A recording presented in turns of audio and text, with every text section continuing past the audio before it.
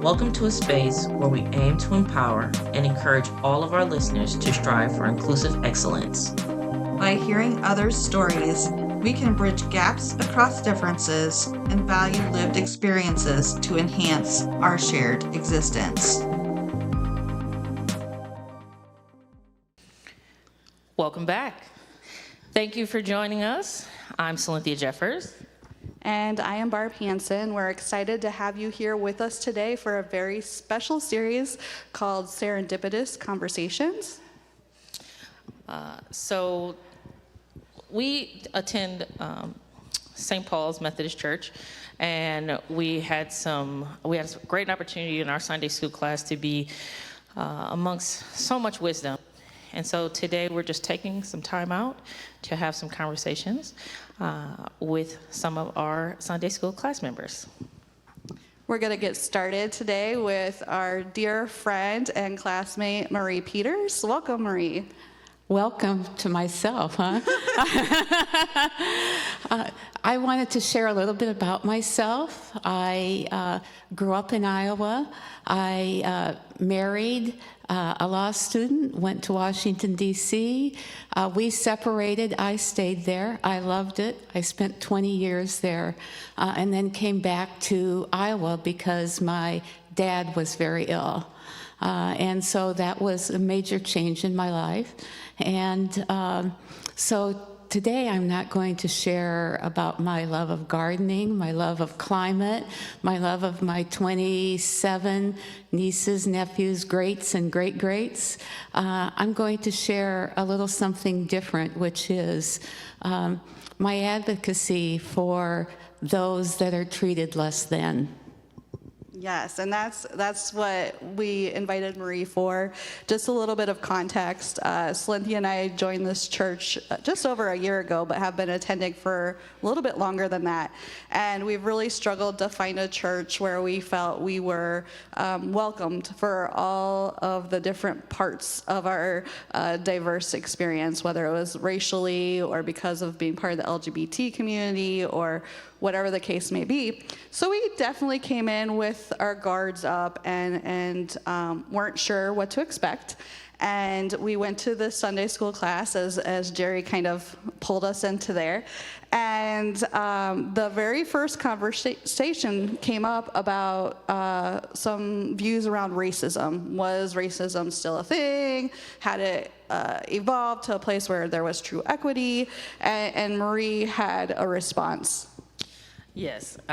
First of all, that conversation literally had our mouths open because it was one in that particular class.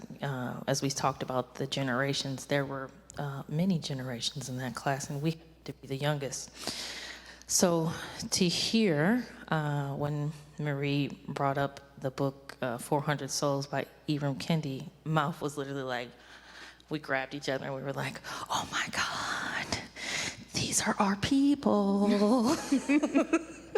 And we knew that conversation had kind of lingered on for a little bit, and that's when, we both were just like in awe, and we said, Marie is amazing, and we wanted to know more, and that was our first part of being curious about the other generations. So today, as Marie kind of already alluded to, we've invited her to speak a little bit about what led her to be the advocate that we see in her today. So Marie, we'll turn it over to you if you want to share a little bit about your experiences. We're excited to hear. So I'm going to share experiences today from when I was a child to my time in Washington, D.C., and how it impacted my heart along the way. So the first thing I wanted to share was a story from Anamosa. A black family moved to Anamosa to work at the reformatory. I didn't know them. I didn't even know a black family had moved to Anamosa. It was the only black family. But at church or at school, as there is gossip, I heard the end story, which is that the family was so isolated, so ostracized, that they left not months after coming there. And I was really, really upset. And I went home and I talked to my mom. You know, parents do make a difference. My mom didn't mince words. She said that was wrong. People should not have done that. That's kind of a moment when I knew I could trust my mom, because she would tell me the truth and not poo-poo things. Later, a Methodist pastor was assigned to our Methodist church. He had 2 black adopted children. My rotation to babysit the church children came about. I did what I always did. I pulled them in a circle, side by side, in a nice little tight circle, including the 2 black children. I had them introduce their names to each other because they were new. And I read them a story. And then I had them all hold hands, and we prayed together. And our class ended. Well, a lot changed after that little circle of black children touching white children, of black children holding white persons' hands. I have to say this was probably 1960, so to give you a feel for time frame. Well, the pastor was asked to leave the church with his children. And so I told Mom, I'm quitting the church. I can't, this isn't what I was taught. I'm not ever coming back here again. And my mom, cooler heads prevailed, said, I can't think of any place more where you're needed. And I stayed, and stayed a Methodist. Another experience. This was from high school, speech contest. I'd been reading a book about slavery. A black woman was explaining in her own words the slavery that she endured. I was captivated by it.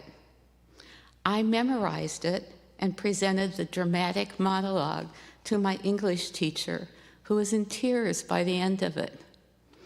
And she said I could go to speech contest with that. It was beautiful. But she also told me, I don't know how they're going to react to that at speech contests. And I have to give Miss Schumacher a lot of credit, because she said she would support me going. And that wasn't easy. Well, she warned me. I was ready. I gave it. You should have seen the look on the faces of the judges. That was my triumph. They disqualified it because it did not fit in any category. I knew I was right then. Later, in my mid-20s, I married and moved to DC with my law student husband. I love the area. People from all around the world, many African Americans from the southern United States and elsewhere. It was an alive place. LGBTQIA, back then it was gay and lesbian. Now we've learned a lot more. Diverse people, diverse ideas. It was exciting to me. Change, I love change. I started out as a registered nurse in intensive care, and then later I moved to Blue Cross Blue Shield of the National Capital Area. The office I was in was 2,500 people. Eventually I became a supervisor and a manager and a director. When I became a supervisor, I hired an assistant supervisor who was a gay man. I always believed in hiring the best and brightest. He was bright, observant, and articulate. And he was really the best and the brightest. He was just spectacular. Once Tom asked a group of us to come to his home for a party, a cocktail party. You know, the 2-hour affairs and then you leave. It was really, he had a beautiful home. Well, later in the Bible study here at church, and a discussion we were having them, I told them about Tom and how fortunate I was to go to his party. And someone wide-eyed looked at me and said, "But what did you do at the party?" And so I said, "Do you really want to know?"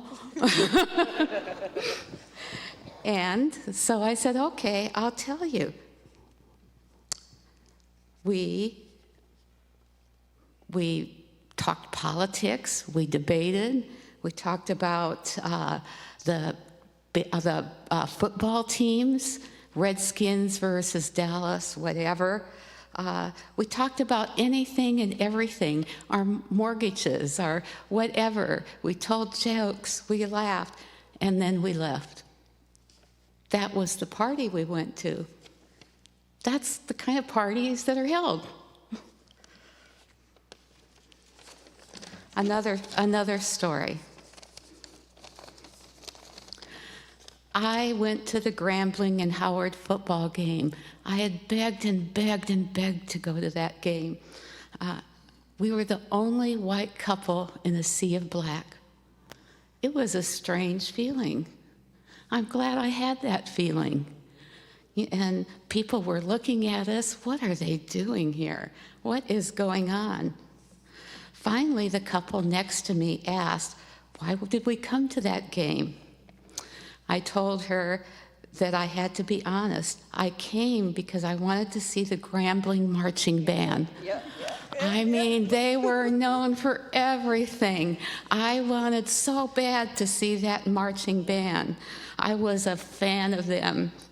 And my then husband, relented. Well, guess what? That couple, it got around everywhere. It was everywhere. People were turning around and giving us thumbs up. That's okay. You're accepted. I thought how great that was. And then I thought about that couple in Anamosa that was ostracized. And I could have been ostracized that day, but I wasn't. As a director of the large employer strategic business unit at Blue Cross Blue Shield, I had claims adjudication, enrollment, and customer service. And I directed around 100 to 120 employees in all those facets and who went out, since they were large employers, to their businesses. My staff was 80% black. My management style is really to include everyone in anything and to share all the information, and whatever I learn, I share with them. Well, of the 5 units, some had small units, some had federal programs, etc. We had the best cost per claim, the best quality, and the highest satisfaction. And we were 80% black. We actually were the department responsible for the company meeting affirmative action. Isn't that ironic? So it just goes to show you amazing things when people are given a chance to do, and that everyone wants to be a winner, and they want to be on a winning team. Then lastly, I want to tell you about 2 personal stories, and I get emotional about them, so bear with me. A good friend and I were in a car accident on our way home from the Kennedy Center. We were hit by a car speeding through a red light. The car spun us sideways and then pushed us 50 feet down the sidewalk. The car pushing us 50 feet down the sidewalk. We were in one of the very poorest black neighborhoods of Washington, D.C. People rushed out from their homes. These black African Americans who didn't have 2 dimes to rub together took us into their homes, wrapped us in blankets, gave us coffee. They were wonderful. They took care of us. The police came into their home to interview us. They let us use their phones. To this day, I feel teary-eyed at their compassion and love. And then lastly, the second thing I have to share is my mom and dad came to visit me in DC. I wanted them to meet my staff, all of them. And my staff decided they were going to have a potluck for my mom and dad. Well, if you've ever had a potluck in my department with people from all over the world and people from the South, it is good. It is really good. Well, they met my mom and dad. I think they got hugged by everybody. My mom and dad felt so welcome, and they felt such joy and gratitude that I was with this wonderful group. And that's my last story. Oh, Marie, thank you so much for sharing those experiences. I think we'll have to have you back for a couple more episodes because you have such a wealth of wisdom and just practice this truly inclusive love and compassion that we love to see. So thank you for sharing.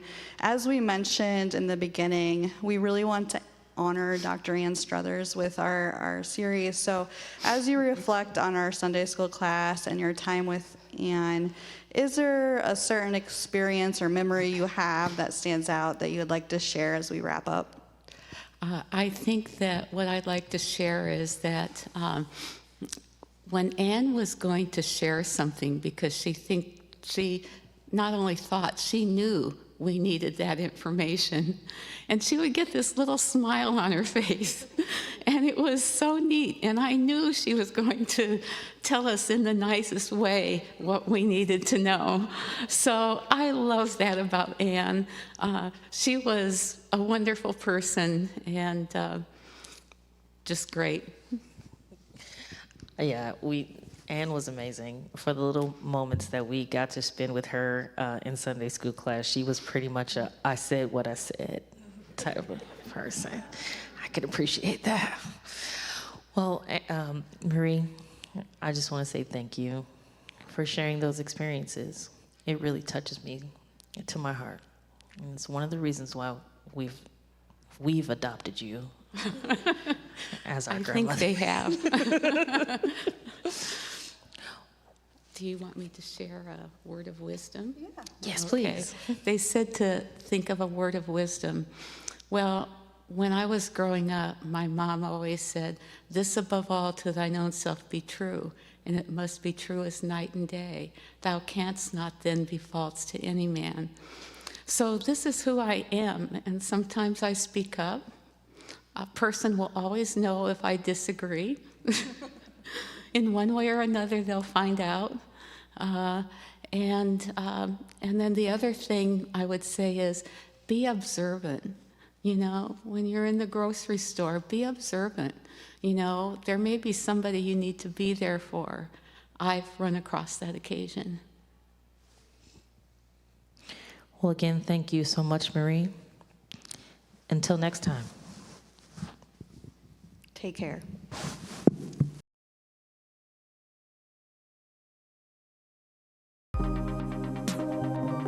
Be sure to come back as we continue to explore lived expertise. Also, follow us on social media. You can find us on Facebook, Instagram, X, and TikTok as Shared Existence LLC.